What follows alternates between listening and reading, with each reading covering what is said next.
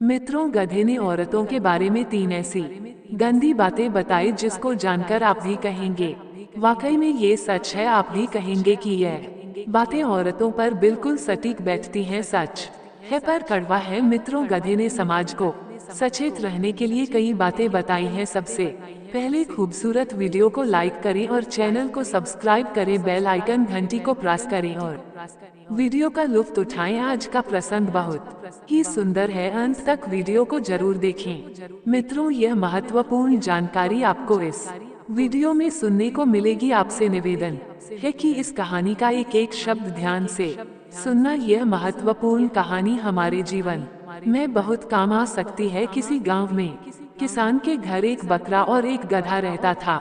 बकरा बड़ा चालाक, बड़ा स्वार्थी था, जबकि गधा सीधा साधा और बड़ा मेहनती था। दोनों एक ही किसान के पशु थे और इकट्ठे ही घर में रहते थे। किसान गधे के पीठ पर हमेशा अनाज लादकर बाजार ले जाया करता था। बोझा ढोने का सारा काम गधे को ही करना पड़ता था। गधे का जैसा काम था, किसान उसको खाने को भी वैसा ही देता। खूब स्वादिष्ट और पौष्टिक आहार गधे को खाने को दिया जाता था और बकरे को रूखा सूखा भूसा डाल दिया करता था। क्योंकि बकरा कोई बोझ का काम तो करता नहीं था, इसलिए उसे खाने को भी वैसा ही दिया जाता था। गधे का भोजन देख देख कर बकरा दिन भर ललचाता रहता था और मन में सोचता था कि हमारा मालिक इस गधे को बहुत स्वादिष्ट चीजें खिलाता है और मुझे सिर्फ सूखा भूसा डाल देता है। मुझे कोई ऐसी तरकीब सोचनी चाहिए जो हमारा मालिक गधे की जगह स्वादिष्ट चीजें मुझे खाने को देने लगे। और ऐसा तभी हो सकता है या तो ये गधा मर जाए या बीमार पड़ जाए या इस घर से चला जाए। बकरे ने ज्यादा दूर तक दिमाग नहीं दौड़ाया, सिर्फ अपने स्वार्थ भर तक ही सोच लिया। और याद रखना बंधु, जो अत्यंत लालची और स्वार्थी लोग होते हैं, छोटी बुद्धि वाले लोग होते हैं, वो हमेशा छोटा ही सोचते हैं। बकरे ने एक योजना बनाई और गधे को भड़काने की ठान ली। बकरा गधे के पास जाता है और बोला, मित्र, तुम बड़े मेहनती हो, पर तुम्हें यह नहीं लगता कि किसान तुम्हारा पूरा फायदा उठा रहा है? देखो कितना भारी बोझ डाल दिया है। अगर तुम इसी तरह मेहनत करते रहोगे तो एक दिन तुम्हारी जान चली जाएगी। बकरा बोला, अरे गधे भाई, हमारा मालिक तुमसे कितना काम लेता है, पूरे दिन तुम्हारी पीठ पर बोझा ढोता रहता है और देखो मार मार कर तुम्हारी पीठ पूरी सुजा डाली है। अच्छा काम क्यों नहीं करते जिससे तुम काम से भी बच जाओ और बैठे बैठे खाने को भी मिलता रहे। गधा बोला, भैया, ऐसा कौन सा काम है जो मालिक मुझे बैठकर खिला देगा? अगर तुम्हारे दिमाग में ऐसी कोई तरकीब है तो मुझे जरूर बताओ। तब बकरा कहता है, हाँ हाँ है ना तरकीब। तुम एक काम करना, कल जब मालिक तुम पर बोझा लादकर बाजार जाए तो तुम चलते चलते कहीं लड़खड़ा करा किसी खाई या कंध में गिर जाना और बीमार होने का नाटक करके बैठ जाना। मालिक समझेगा कि तुम बीमार हो, फिर वह अगले दिन से तुम्हें काम पर नहीं ले जाएगा और तुम्हें बैठ बैठे बैठे खाने को मिलता रहेगा। मित्रों, बकरा जानता था कि गधा अगर ऐसा करता है तो वह निश्चित ही खाई में गिर करा मर जाएगा और फिर घर में मैं ही अकेला रह जाऊंगा और मालिक का जो प्यार अभी जो गधे पर लुटाता है वो मुझ पर लुटाने लगेगा। बकरे ने इस प्रकार से गधे के कान भर दिए। गधे ने भी सोचा कि बकरा ठीक कहता है, मुझे कल ऐसा ही करना चाहिए। उसने बकरे की बातों पर विश्वास कर लिया। उसने कहा, तुम सही कहते हो मित्र। गधे ने बकरे की सलाह मान ली। अगले दिन किसान को अपना अनाज लेकर बाजार में जाना था और आज गधे की दुर्गति देखने के लिए बकरा भी किसान के साथ हो लिया। वह जैसे ही बीच रास्ते में पहुंचा, वह अचानक जमीन पर गिरता हुआ पास में खंडक में गिर जाता है। खंडक में गिरने के कारण गधे की कमर टूट जाती है। किसान ने उसे उठाने का बहुत प्रयास किया मगर वह बेचारा नहीं उठ सका। किसान ने देखा कि गध गिरा हुआ है तो उसने सोचा कि शायद एक आध सचमुच बहुत चोटिल हो गया है और अब बोझा लेकर आगे नहीं जाया जा सकता। उसने तुरंत गधे को उठाकर किनारे किया और सारा सामान बकरे पर लाद कर लेकर चलने लगा। अब बकरे को भारी बोझ उठाकर बाजार जाना पड़ा। वह पछताता रहा था कि उसने ऐसी अकल गधे को क्यों बताई। बकरे के मुंह से अब हाय हाय की आवाजें निकलने लगी। गधे ने तो मार डाला रे 2-3 बार में। किसान ने वाह सारा बोझा उसी बकरे की पीठ पर लादकर बाजार पहुंचाया, लेकिन अब कोई उपाय नहीं था। बहुत देर हो चुकी थी। बकरे की चालाकी उसी पर भारी पड़ गई और वह अपनी ही चाल में फंस गया। अब अगले दिन किसान ने अपने गधे को ठीक कराने के लिए डॉक्टर को बुलाया। डॉक्टर ने किसान को बताया कि आपके गधे की कमर तो ठीक हो जाएगी, लेकिन इसके लिए बकरे की चर्बी से मालिश करनी पड़ेगी। किसान ने कहा, इसकी आप चिंता मत करो, मेरा गधा बहुत काम का है, उसके बिना मेरा सारा काम चौपट पड़ा है। बकरा तो मेरे घर में ही रहता है और वह आज मेरे गधे के काम में जाएगा, इससे अच्छी बात क्या होगी। मित्रों, ये बात जब बकरे ने सुनी तो सुनकर बकरा बड़ा दुखी हुआ। बकरा थर-थर कांपने लगा और कहने लगा, आज गधे ने तो बड़ा गधों वाला काम किया है कि यह क्या मैंने इस गधे को ईर्ष्या बस ऐसी अकल बताई, मेरी बुद्धि मेरी ही जान पर बनाए। अरे गधे, तूने तो मुझे मरवा दिया, कल मुझे किसान कटवा देगा और मेरी चर्बी से अपना गधा ठीक करेगा। यही बात सोच सोचकर बकरा बड़ा परेशान था।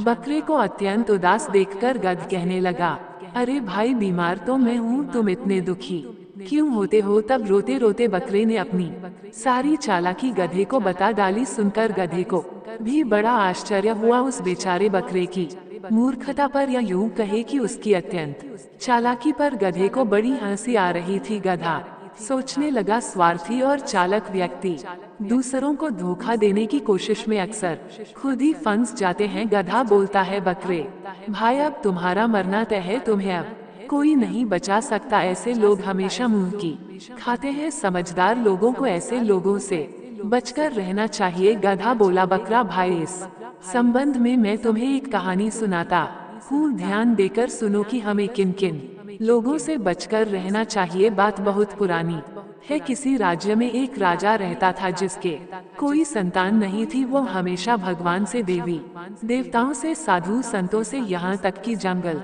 के पेड़ पौधों से हर समय प्रार्थना करता रहता था कि भगवान उसे कोई बच्चा दे दे, पर उसकी सारी प्रार्थनाएं ही बेकार चली जाती थी। लेकिन उसे किसी भी कीमत पर संतान चाहिए थी। एक दिन वह जंगल में जाता है और एक स्थान पर जाकर प्रार्थना करता है। रोज की तरह जब वह प्रार्थना कर रहा था तो उसने एक दिव्य आवाज सुनी। वो आवाज कह रही थी, क्या तुम्हें एक लड़का चाहिए जो मर जाए, या एक लड़की चाहिए जो तेरे घर से भाग जाए। ये सुनकर वह सोच ही नहीं सका कि वह इस बात का क्या जवाब दे, तो इसलिए वह चुप रह गया। अब वह अपने महल में आता है और अपने सारे दरबारियों को बुलाता है और उन्हें जंगल में हुई घटना के बारे में बताता है कि एक आवाज ने मुझसे यह बात कही थी कि अगर मैं बेटा मांग लूं तो वह मर जाएगा, अगर बेटी मांग लूं तो वह भाग जाएगी। मैं बड़ी दुविधा में पड़ गया हूँ कि मैं उससे क्या मांगूं, मांगूं या ना मांगूं। मुझे इस बात का क्या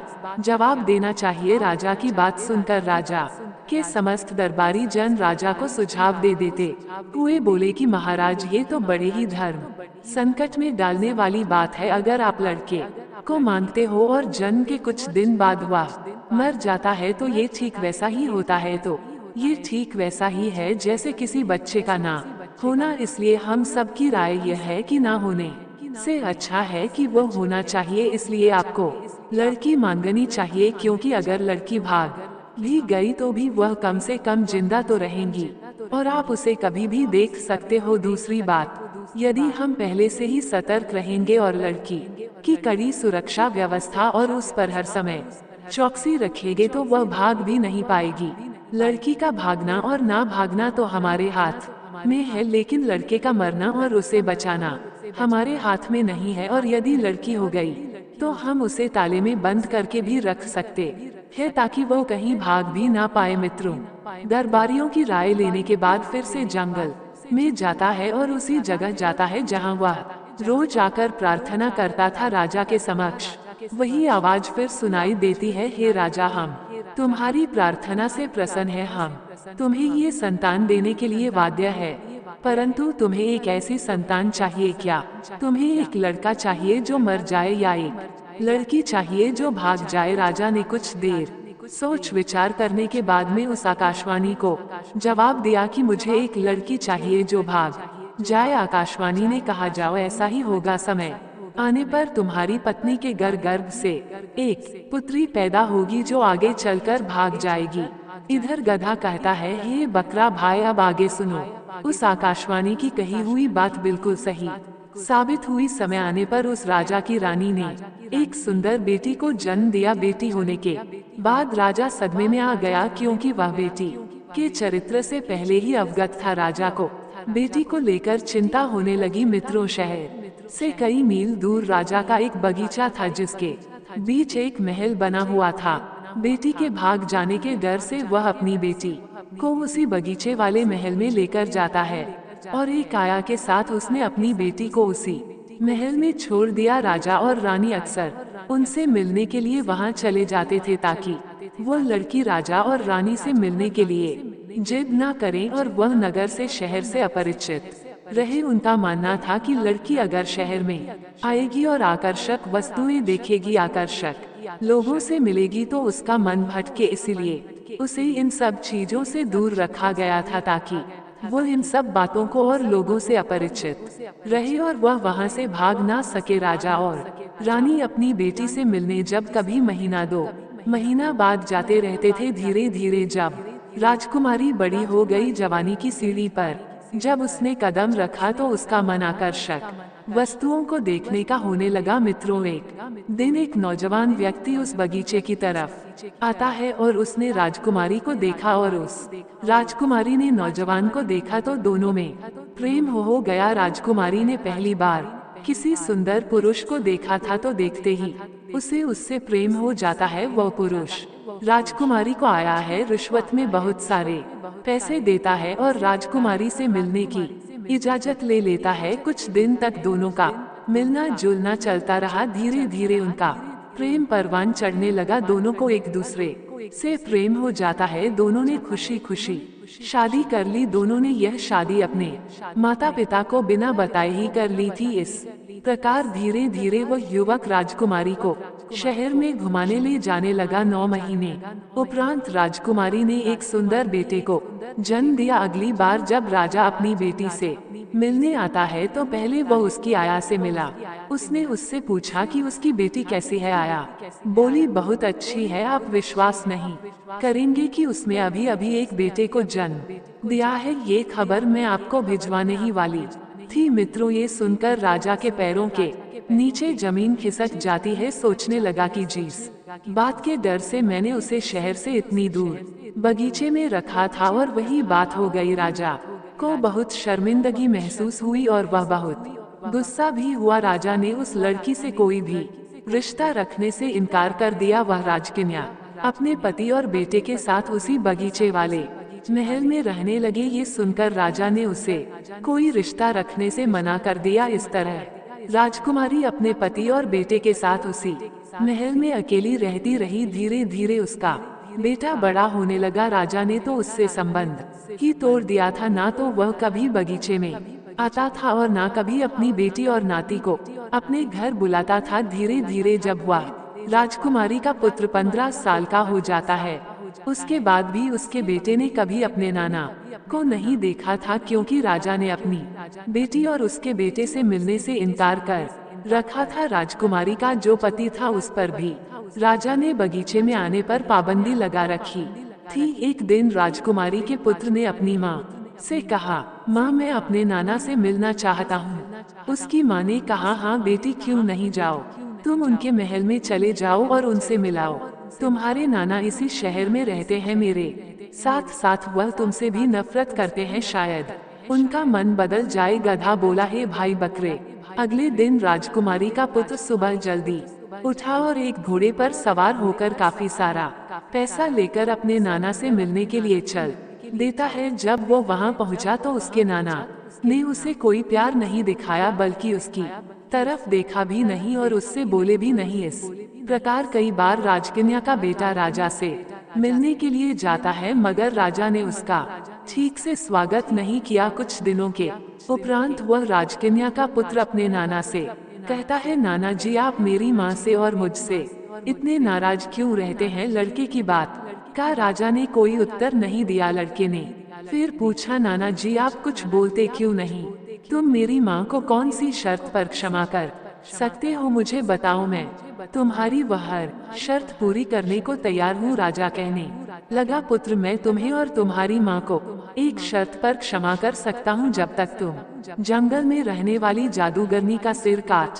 कर नहीं लाओगे तब तक मैं तुमसे नहीं बोलूंगा। यदि तुम उस जादूगरनी का सिर काट कर मुझे लाकर दे दोगे तो मैं तुम्हें और तुम्हारी माँ को अपना लूंगा। राजकुमार बोला, नाना जी आप चिंता ना करिए, मैं आपकी यह इच्छा जरूर पूरी करूंगा। मैं उस जादूगरनी का सिर काटकर अवश्य लाऊंगा। राजा बोला, यही तो मैं चाहता हूँ कि तुम वहाँ जाओ और उस जादूगरनी का सिर काटकर लाओ। मित्रों, राजा के मन में कपट चल रहा था। वो उस लड़के को अपने कपट जाल में फंसा रहा था, क्योंकि वह जादूगरनी एक ऐसी जादूगरनी थी जो कोई उसको देखता था वह पत्थर का बन जाता था। और ये बात वह राजा जानता था कि उसके नाती के साथ भी यही होने वाला है। ये उसका शीश लेने जाएगा और उसका चेहरा देखते ही पत्थर का बन जाएगा। इसलिए उसने ये कहा था कि वह उस जादूगरनी का सिर काट कर ले आए। मित्रों, लड़का जादूगरनी के पास के लिए चल देता है। मित्रों, आगे की हर कठिनाइयों से वह अनजान था। उस लड़के ने एक बहुत ही बढ़िया घोड़ा चुना और कुछ पैसे और कुछ खाने पीने का सामान लेकर चल पड़ता है। चलते चलते रास्ते में उसे एक बूढ़ा व्यक्ति मिलता है। बूढ़े व्यक्ति ने जब उस नौजवान बालक को जंगल की ओर जाते हुए देखा तो पूछने लगा, बेटे तुम कहाँ जा रहे हो? लड़के ने जवाब दिया, बाबा मैं जादूगरनी का सर काट कर लाने के लिए जा रहा हूँ। मेरे नाना मेरी माँ से बहुत नफरत करते हैं। वे बस इसी शर्त पर मुझे और मेरी माँ को अपना सकते हैं। बूढ़ा आदमी समझ गया कि राजा की नीयत साफ नहीं है। जरूर उसने इस बालक को जादूगरनी के हाथों मरने के लिए छोड़ दिया है। बूढ़ा आदमी बोला, बेटे इस काम के लिए तुम्हें एक ऐसा घोड़ा चाहिए जो उड़ सके, क्योंकि वहाँ पहुँचने के लिए तुम्हें एक पहाड़ के ऊपर से जाना पड़ेगा जिस पर बहुत सारे बाघ और जहरीले जीव जंतु रहते। अगर तुम इस घोड़े से जाओगे तो ये तुम्हारा घोड़ा और तुम दोनों उन जंगली जीवों का भोजन बन जाओगे। निश्चित ही वे तुम दोनों को खा जाएंगे। लड़का कहता है, बाबा मुझे ऐसा घोड़ा कहाँ मिलेगा जो उड़ता हुआ जा सके, मुझे उस जादूगरनी तक पहुँचा सके। बूढ़ा कहने लगा, रुको मैं तुम्हें एक ऐसा घोड़ा लाकर देता हूँ। ये घोड़ा नदी पहाड़ों और जंगलों के ऊपर से उड़ता हुआ उस जादूगरनी तक तुम्हें पहुँचा देगा। इतना कहकर वह बूढ़ा आदमी गायब हो जाता है और वह एक अद्भुत और शानदार घोड़े के साथ फिर से प्रकट होता है। घोड़ा उस बालक को देते हुए बूढ़ा आदमी कहने लगा, बेटे अब तुम मेरी बात ध्यान से सुनो। तुम सीधे सीधे उस जादूगरनी को नहीं देख सकते, क्योंकि अगर तुमने उसे देखने का प्रयास किया तो तुम पत्थर के बन जाओगे। तुम भी उसे देखने के लिए एक विशेष तरह के शीशे की मदद लेनी होगी। और मैं तुम्हें ये भी बताता हूँ कि वह शीशा तुम्हें कहाँ मिलेगा और कैसे मिलेगा। तुम यहाँ से उत्तर दिशा की ओर चले जाओ और थोड़ी दूर जाने के बाद तुम्हें एक संगमरमर का महल दिखाई देगा और उसके आगे एक बगीचा दिखाई देगा जिसमें तरह तरह की फूल वाली पेड़ पौधे लगे होंगे। उस बगीचे में तुम्हें दो अंधी महिलाएं मिलेंगी। उन दोनों स्त्रियों के पास केवल एक ही आंख है। वे दोनों उसे एक आंख को आपस में बांटकर इस्तेमाल करती है, यानी कि उसे एक आंख से भी दोनों बदल बदल कर देखती है। उन्हीं स्त्रियों के पास वह शीशा है जो तुम्हें उस जादूगरनी को देखने के लिए चाहिए। यदि तुम्हें उनसे वह शीशा चाहिए तो तुम्हें उसकी उस आंख को चुराना होगा, और जब वह अपनी आंख लौटाने को कहे तो तुम बदले में उनकी आंख के बदले उस शीशे को मांग लेना। वह जादूगरनी अक्सर अपना समय घास के मैदान में गुजारती है। लड़के ने बूढ़े को धन्यवाद दिया और वह उस उड़ने वाले घोड़े को लेकर चल दिया। वो उन पहाड़ों को, जंगलों को और नदियों को ऊपर से उड़ता हुआ पार करता हुआ जाने लगा। उन जंगलों में और पहाड़ों पर अनेकों हिंसक जानवर रहते थे। अनेक शेर, चीता, भेड़िया, सांप, बिच्छू, झरी जीव जंतु रहते थे, और जो उसे खाने के लिए तैयार खड़े थे वे उसे खाने के लिए दौड़ भी रहे थे, मगर वह उनकी पहुंच से काफी ऊपर उड़ रहा था, इसलिए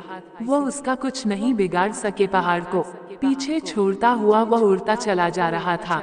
तभी उसे दूर एक संगमरमर का महल दिखाई देता है। उसने सोचा कि शायद यही उन अंधी स्त्रियों का महल होगा। उन दोनों अंधी स्त्रियों के बीच में एक ही आंख थी उस आँख को एक दूसरे को ले देकर इस्तेमाल करती रहती थी। वह लड़का उस संग मरमर के महल के पास पहुंच जाता है। महल का दरवाजा खटखटाने की हिम्मत नहीं कर सका अब तो वह बगीचे में ही टहलने लगा। उधर भी दोनों अंधी स्त्रियां भोजन करने के बाद अपने बगीचे में टहलने के लिए आती है। उस समय वह राजकुमारी पुत्र एक पेड़ पर चढ़कर बैठ जाता है ताकि वे स्त्रियां उसे देख ना सके कि वे बातें करती हुई उस बगीचे में रही थी। जिस स्त्री के पास आंख थी उसने ऊपर की तरफ मुंह उठाकर देखा और बोली, बहन तुम्हें ये महल देखना चाहिए जो राजा ने अभी नया नया बनवाया है। दूसरी बोली, अच्छा तो तुम मुझे आंख दे दो तभी तो मैं देख पाऊंगी। पहली वाली ने उसे आंख दे दी पर जैसे ही उसने हाथ बढ़ाकर आंख लेनी चाहिए तो पेड़ पर बैठे उस लड़के ने नीचे हाथ बढ़ाकर बीच में से ही उस आंख को ले लिया। दूसरी बोली, अरे बहन तुम मुझे आंख क्यों नहीं दे रही हो? तुम सारा कुछ अपने आप ही देखना चाहती हो, लाओ मुझे भी देखने दो। पहली वाली बोली, अरे बहन कैसी बातें कर रही हो, मैंने तो तुम्हें आंख कब की दे दी है। दूसरी वाली बोली, नहीं तुमने मुझे आंख अभी तक नहीं दी है, सचमुच तुम मुझे बेवकूफ बना रही हो। पहले वाली स्त्री ने कहा, बहन मैंने अभी तो तुम्हारे हाथ में वह आंख रखी थी, तुम्हारे पास नहीं है तो कहाँ है मित्रों। इस प्रकार में दोनों आपस में बहस करती रही जब तक कि उन्हें ये पता नहीं चल गया कि उनमें से किसी के पास वह आंख नहीं है। वे दोनों विचार करने लगी, बहन जब हम दोनों के पास आंख नहीं है तो फिर हमारी आंख किसने ले ली? लगता है हमारे बीच में कोई तीसरा व्यक्ति भी मौजूद है जिसने हमारे साथ छल करके उस आंख को चुरा लिया है। तभी वे जोर से बोलती हैं, अगर वह आदमी यही है जिसने हमसे हमारी आंख ली है तो मेहरबानी करके वह हमारी आंख हमें दे दे, क्योंकि हम दोनों के पास केवल एक ही आंख है और उसी से हम दोनों बहनें देखती हैं। अगर उसे हमसे हमारी आंख के बदले में कुछ चाहिए तो वह हमें बता दे, हम उसे देने को तैयार है। वो हमें बताए कि वह हमसे क्या चाहता है, हम अपनी आंख के बदले में उसे वस्तु प्रदान करेंगे। तब वह लड़का पेड़ से नीचे उतर आता है और उनसे कहता है, तुम्हारी आंख मेरे पास है, मुझे इसके बदले में आपसे वह शीशा चाहिए जिसमें मैं जादूगरनी को देख सकता हूँ। उन दोनों स्त्रियों ने कहा, बेटा पहले तुम हमारी आंख हमें वापस कर दो तभी तो हम तुम्हें ढूंढ कर दे सकेंगे। मित्रों उस लड़के ने उनकी वह आंख लौटा दी। उनमें से एक स्त्री ने अपनी आंख लगाई और दोनों महल में चली गई। कुछ देर में ही एक शीशा लेकर वापस लौटती उन्होंने वह शीशा उस लड़के को दे दिया और वह कुमार शीशा लेकर अपने आगे की यात्रा पर चल पड़ा। चलता रहा धीरे धीरे वह जादूगरनी के बगीचे के ऊपर पहुंच जाता है। बगीचे में से सुंदर सुंदर फूलों की सुगंध हवा में ऊपर आ रही थी। जैसे जैसे वह आगे बढ़ता गया फूलों की खुशबू और तेज होती चली गई। लड़का धीरे धीरे घास के मैदान में बने एक सुंदर महल के पास पहुंच जाता है। उस मैदान में फूल ही फूल लगे थे। वह जादूगरनी अपने घास के मैदान में घूम रही थी। उस लड़के ने अपना घोड़ा थोड़ा पीछे किया और उसने जादूगरनी की तरह पिट कर ली और फिर उसी शीशे में देखता हुआ वह जादूगरनी की ओर बढ़ने लगा। जादूगरनी को अपनी ताकत पर बहुत विश्वास था कि वह उसे देखते ही लोग पत्थर के बन जाते हैं और अपनी इसी ताकत के भरोसे पर वह किसी से बचकर भी कहीं भागने की कोशिश नहीं करती थी। जादूगरनी बगीचे में ही घूमती रहती थी। लड़का उसे शीशे में देखते हुए उसके पास तक पहुंच जाता है और अपनी तलवार घुमाकर चलाते हुए उसका सिर काट लेता है। उसके सिर से थोड़ा सा खून निकला जो जमीन पर गिरते ही सांपों के रूप में बदल गया। उस लड़के ने शीशे में देखते हुए वह सिर एक थैली में रख लिया और उड़न घोड़े पर बैठकर आकाश में उड़ गया। उड़ते उड़ते वह एक बंदरगाह पर पहुंचा जो समुद्र किनारे बना हुआ था। समुद्र के किनारे वो लड़का जाता है तो वहाँ उसे एक सुंदर सी लड़की काले कपड़े पहने दिखाई देती है। वो लड़की वहाँ खड़ी होकर रो रही थी। उसने उस लड़के को देखा तो वह लड़की चिल्लाने लगी, चले जाओ यहाँ से, चले जाओ, यहाँ अगर अजगर आ गया तो वह तुम्हें भी खा जाएगा। वह रोज एक जिंदा आदमी को खाता है। आज मेरी बारी है इसलिए मैं यहाँ उसका इंतजार कर रही हूँ, पर तुम यहाँ से चले जाओ। तुम कौन हो? लड़के ने उसे धीरज बनाया। देखो तुम घबराओ नहीं, मैं तुम्हें उस अजगर से बचागा। लड़की रोते रोते बोली, यह नामुमकिन है उस विशाल से अजगर को मारना बहुत कठिन काम है। लड़का उसे तसल्ली देते हुए बोला, तुम डरो नहीं और आओ मेरे घोड़े पर बैठ जाओ। इतना कहकर लड़के ने लड़की को अपने घोड़े पर बैठा लिया। उसी समय पानी में छपाक सी आवाज सुनाई देती है। वह आवाज उसी अजगर की थी जो समुद्र से बाहर निकलकर उसे खाने वाला था। तो लड़के ने लड़की से अपनी आंख बंद करने के लिए कहा और उसने भी अपनी आंखें बंद करके थैले में से उसी जादूगरनी का सिर निकाला लिया। उधर अजगर ने पानी में से अपना सिर बाहर निकाला तो उसे जादूगरनी का वह सर दिखाई दिया। सर देखते ही वह अजगर तुरंत पत्थर का बन गया और समुद्र की तने में डूब गया। वह लड़की एक राजा की बेटी थी, तो लड़की को अजगर से बचाकर वह राजकुमार उसके माता पिता के पास ले जाता है। राजा और रानी दोनों ही अपनी बेटी को जिंदा और सही सलामत देखकर बहुत खुश होते हैं। इसके बदले में राजा ने अपनी बेटी की शादी उस लड़के से कर दी और वह लड़का कुछ दिन उनके पास रहा। उसके बाद वह लड़का राजकुमारी को साथ लेकर अपने राज्य के लिए लौट आता है और कहा, मैं खुद ही अपने राज्य का राजा हूँ और उसे वापस लौटना है। राजकुमारी को लेकर वह अपने नाना के पास पहुँचा। राजा अपने नाती को जिंदा वापस आया देखकर बड़ा आश्चर्यचकित होता है और साथ ही कुछ दुखी भी होता है। लड़का बोला, नाना जी आप यही चाहते थे ना कि मैं जाऊं और जादूगरनी का सिर काट कर ले आऊं, तो देखिए मैं उसका सिर काट कर ले आया हूँ। इतना कहकर उसने अपनी आंखें बंद करके जादूगरनी का सिर थैले से निकाला और राजा के सामने कर दिया। जैसे ही राजा ने उसका सिर देखा तो वह राजा पत्थर का बन जाता है। मित्रों, इसे उसकी करनी का दंड मिल जाता है। उसके बाद लड़का अपने माता पिता के पास वापस चला जाता है। बाहर से उन सबको लेकर वह अपने नाना के राज्य में लौटता है और अपने नाना के बाद वह लड़का वहाँ का राजा बन जाता है। उस राजकुमारी से उसकी शादी हो गई थी और वह खुशी खुशी उसी नगर में रहने लगी। मित्रों, इस कहानी में सीखने वाली बात यह है कि ऐसे 4 प्रकार के लोग जो आपके सामने आपके भले बनने का दिखावा करते हैं, लेकिन भीतर से आपको नष्ट करने का षड्यंत्र रचते रहते हैं, उन लोगों से बहुत ही सावधान रहने की जरूरत है, क्योंकि वह लोग मुंह के मीठे और मन के बहुत कड़वे होते हैं। उनके मुख में अमृत और हृदय में हलाहल होता है। ऐसे लोगों को पहचानना बहुत मुश्किल होता है, जो आपके साथ रहकर आपका नुकसान करते रहते हैं। अब सवाल यह है कि उन्हें कैसे पहचाने। तो मित्रों, एक गधे ने उनकी कुछ पहचान बताई है। नंबर 1, ईर्ष्यालु व्यक्ति। जो लोग आपके अच्छे काम है, सफलता और गुणों से जलते हैं और सामने से आपके मित्र होने का नाटक करते हैं, वे आपको हानि पहुंचाने के लिए गुप्त रूप से योजना बनाते हैं और आपके समूह आपके गुण गाते रहते हैं। ऐसी दमों ही चेहरे वालों से सदैव सावधान रहना चाहिए। नंबर 2, मतलबी मौका परस्त लोगों से। ऐसे लोग केवल अपने लाभ के लिए आपके साथ होते हैं। वे तब तक आपके पक्ष में रहते हैं जब तक उन्हें आपसे कोई फायदा मिलता है, लेकिन मौका मिलते ही आपको नुकसान पहुंचाने में भी वे पीछे नहीं हटते। नंबर 3, ऐसे व्यक्ति जो आपकी तरक्की से, आपके हुनर से जलता हो। ये लोग अंदर से आपको पसंद नहीं करते और आपके ऊपर तो नकारात्मक भावना रखते हैं। हालांकि सामने से वह आपके हितैषी होने का नाटक करते हैं, परंतु उनका असली दोष आपको गिराना या कमजोर करना होता है। ऐसे लोगों से सदैव सावधान रहना होगा और उनके इरादों को समझना बहुत ही महत्वपूर्ण है।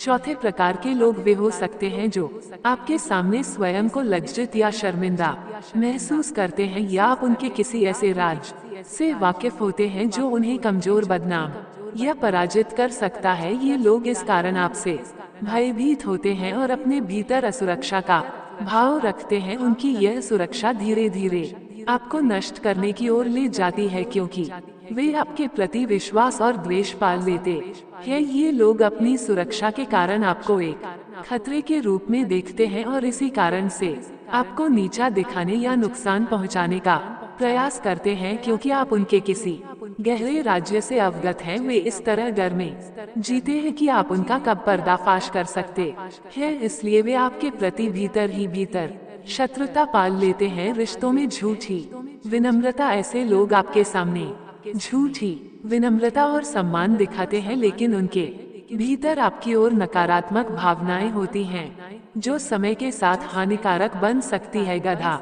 बोला मित्र तुम्हारे जैसे लोग जो अंदर लोगों की खुशियों से जलते हैं उनका उसी राज्य की तरह हाल होता है मित्रों।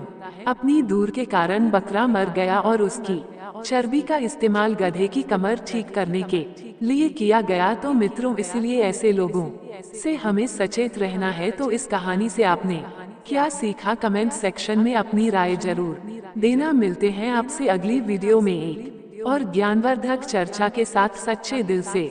बस कमेंट में जय श्री कृष्णा जी अवश्य लिख देना, लाइक जरूर करें।